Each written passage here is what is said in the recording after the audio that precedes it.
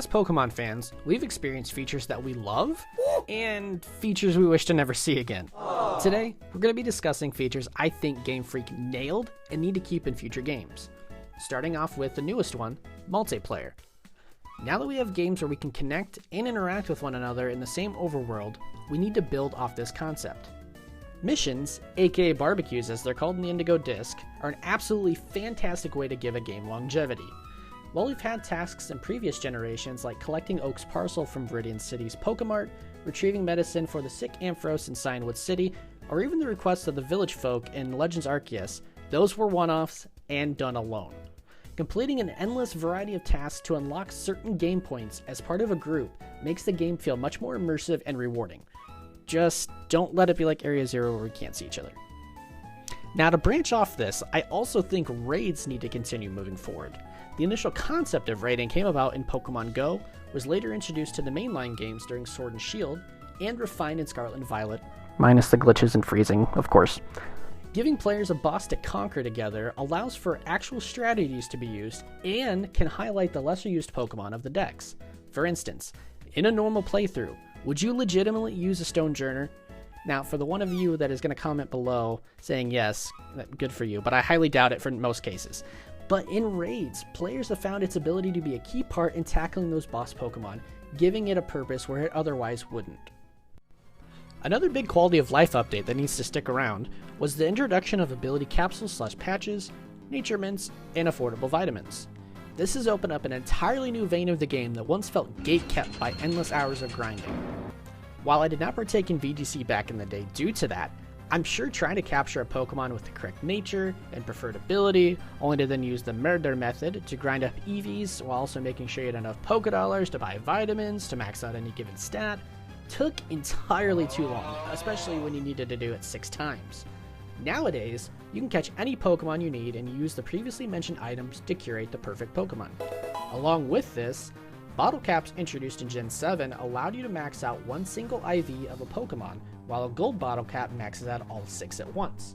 After following the likes of Wolfie VGC, I tend to agree with him that there needs to be what's called a rusty bottle cap that can lower any IV to 0, as sometimes having the lowest stat value possible is a benefit and something I hope they expand upon. Next up, we have mythical Pokemon events. At the time of this video, we just had an event drop where we could encounter Generation 9's mythical Pecharunt. I know some people will see this as a pointless, wasted hour of gameplay, but events like these give mythicals backstory and a chance for players to resonate with them. Take Generation 8's mythical Zarude, for example. Signing up for the Pokemon Club email to receive anything, let alone a Pokemon, is beyond lame. Plus, half the people who signed up for that email never received their Zarude. Events such as New Moon Island for Darkrai, Oak's Letter for Shaman, the Liberty Pass for Victini, or even the worldwide rating goal for Shiny Zeraora creates memories associated with these rare Pokemon, which leads to a bond and an eventual nostalgia factor, which is a core element to Pokemon and why we love it. Please do more events for new mythicals and bring older ones back in creative ways. Don't waste our time with a trip to GameStop or signing up for an email. Following that, the next feature I feel that needs to stay around are alternative ways to evolve Pokemon. Around the time of the Indigo Disc DLC release, trainers were rushing around trying to complete their Pokedexes for a quest Perrin gives you. Upon capturing an Inkay and using a large experience candy to level it up once, new trainers of the franchise realized this didn't trigger an evolution. This is thanks to Inkay's evolution gimmick from when it was first introduced in X and Y.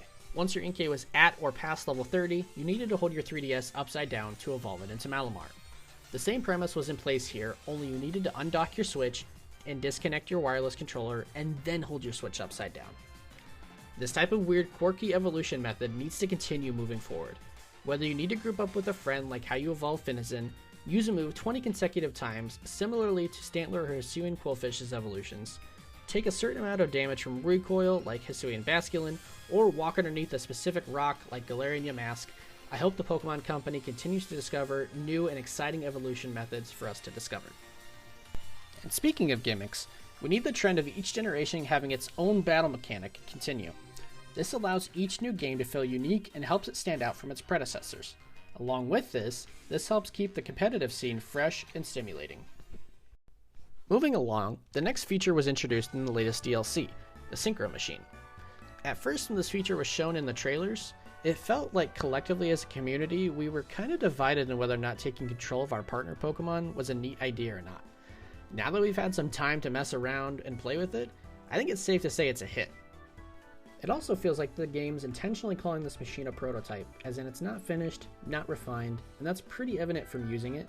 You aren't able to swim with Pokemon you feel you should be able to, you can't jump rocks or hop on ledges, and if you're a flying Pokemon, you can't free fly like you would on Koraidon or Miraidon.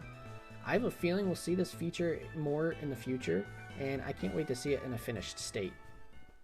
A feature I don't feel gets talked about enough is the fact that we get rewarded for having save files from other games.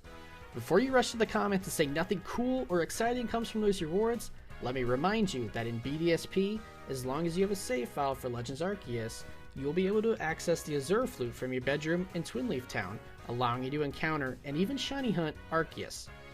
On top of that, if you have a save file for Sword and Shield, you can receive a Jirachi, and if you have a save file from Let's Go Pikachu and Eevee, you can receive a Mew from the Old Couple in Floaroma Town, all three of which do not expire. However, you can only get one per save file. On screen now, you'll see the rest of the rewards with their corresponding save file. Pause if you need to read them.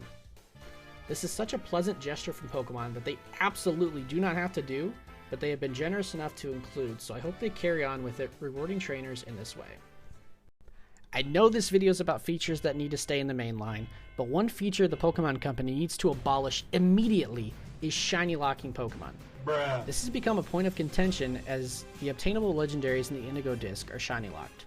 I will leave a link in the description from the ex-user Lutsu, who quote tweeted a post of mine referring to an interview of Jinichi Masuda being asked about why they shiny lock Pokemon. Essentially, from the translation, he stated they wanted legendary Pokemon to feel special, and that if everyone had a shiny version, that would become the standard, therefore less special. I can understand this, but only to a point. The way I see it, legendaries should only be locked in the games they were introduced in. This way, no one is rushing through the story specifically to get to the end to shiny hunt the box art legends.